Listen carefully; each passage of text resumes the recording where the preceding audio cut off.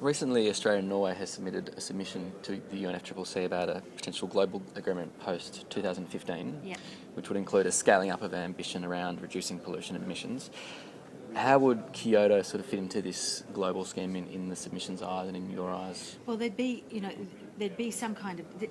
This is something really to do with the zeitgeist. We need something now to help us get that Cancun package, which we regard as a really excellent outcome and not trivial in any way. Yep. But we need something to help, get that over the line. And the package that was developed by Annie of our delegation and Karina from Norway is it sets out how it might work on the LCA side over the next couple of years, and the centrepiece of that is the review mechanism. The idea is that countries would sort of lock in the pledges they've made, and that would, in our mind, sort of help countries against pressure to go backwards, not lock it in a sense that they can't go forwards, but then explore the conditionalities to the higher end of their targets and give a prospect of doing that.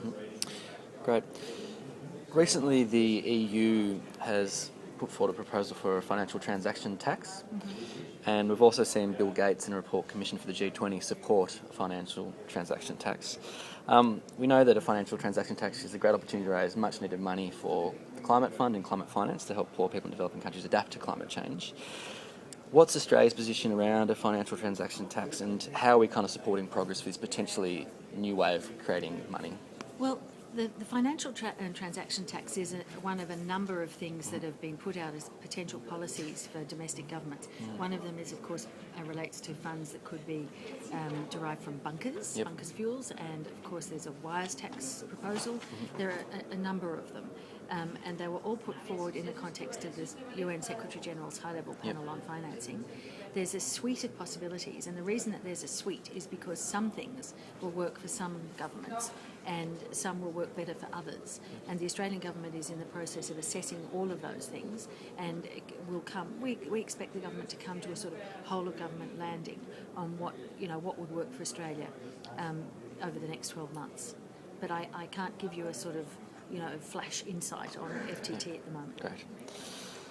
Just on the sort of innovative sources and new ways of financing adaptation and poor people in developing countries to adapt to climate change, there have been some calls from the IMF and the World Bank, two huge global institutions, around a levy on shipping emissions, which could potentially provide some of the $100 billion per year which is needed by 2020 to help people adapt. How is Australia supporting progress on a levy on shipping? You mean emissions? bunkers? On bunkers, yeah. Well, as I said in the previous discussion, that it's one of a series of possible ways to raise revenue. I don't think there's a single government that has a unique view on that just yet, except that the ones that have said no. So, because as you can imagine, there's competing. These are very contestable in cabinets. Australia is a long way from everywhere else. It raises anxieties about distance, but it is one of the things that are being seriously considered by the government in the context of climate finance. Great. Just looking forward to Durban and the big important climate summit there starting in late November. What are your hopes for an outcome there and for sort of progress at the COP in Durban? Well, from Australia's perspective, those Cancun outcomes were very hard won, and there's a lot in them. There's a lot. If we're able to stand those things up, there's a lot in them for developing countries.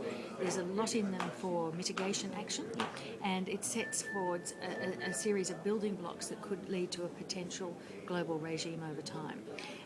There's a tendency to sort of talk about it as if it's it's all there. But we've got those agreements. Operationalising them would be such a significant development in terms of standing up the Standing Committee for the Green Fund, and getting the adaptation work going.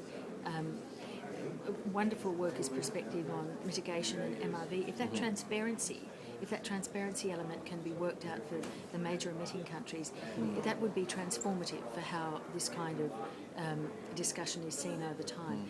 So I think it will be not nothing if we can get all of that up. And then, of course, there's various X factors out there that are yet to be determined. We really would like to see something that has some climate relevance for Africa. Okay, that's good to know. In terms of the Climate Fund, what do you see happening in terms of the big decisions being made at Durban around the Climate Fund and the way it works and where the kind of funds are directed? Well, I think that all that's still an open question. There's another meeting of the. There's another meeting, I think, next month, just after Chogam, or just before Chogam, to see at what state this goes to Durban. But definitely there's a lot of interest in getting it architecturally to a point where we can imagine what it might be like in the future. Great. One last question. Louise, you're obviously someone who works incredibly hard. You've got a very senior role in the government as the ambassador for climate change. What motivates you to kind of get up each day and work hard and really kind of fight for action on climate change? What's inside which kind of keeps you going? Well, I'm a long-term public servant, and I think in all of my positions, I was ambassador in Cambodia and minister in Jakarta, and there's a very strong motivation to take Australia's national interest forward. Yep. And if your field is foreign policy, being able to have sort of quality relationships with other governments in our region and elsewhere on the issues that matter so much in the day and for the future. I mean, these are very powerful incentives for a hard-working public servant. Okay, that's great. So I think, and of course, we're very privileged to have these jobs. That's the other thing. Yep. Okay, well, thanks so much for your time. And My pleasure. Thanks a lot, that was great. All right.